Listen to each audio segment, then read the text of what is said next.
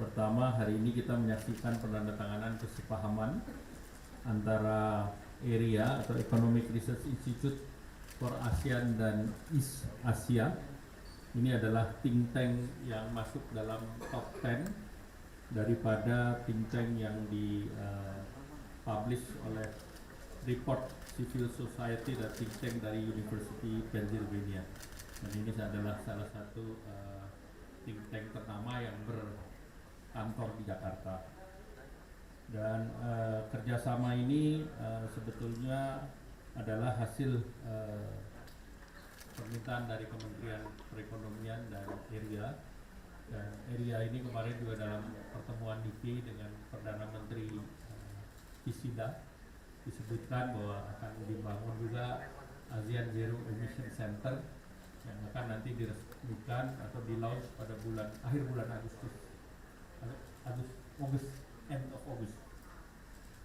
Nah, di sini lingkup kerjasama adalah kajian aksesi Indonesia di dalam OECD dan CPTPP, kemudian pembentukan Asia Zero Emission Center, kemudian Future Ready ASEAN, kajian rantai pasok, baik itu semikonduktor, pengembangan ekonomi digital, dan juga studi mengenai industri otomotif next generation di ASEAN untuk mensuplai global, termasuk pengembangan industri berbasis baterai. Nah, bentuk kerjasama adalah dalam bentuk in-depth study dan publikasi bersama, kemudian studi kebijakan dan peningkatan kapasitas SDM, dan rencana kerjasama dalam 2 tahun dan dapat diperpanjang. Nah, terkait dengan OECD dan CPTPP, ERIA akan melakukan kajian manfaat, simulasi skenario, dan pembentukan PMO daripada OECD. Kementerian Perekonomian sudah menandatangani dokumen terkait dengan pembentukan PMO CPTPP. Kemudian kegiatan dari ASEAN Zero Emission Center ada 3 pilar: dekarbonisasi roadmap, kemudian power, mobility, dan industri, serta market enablers, jadi mengenai keekonomiannya.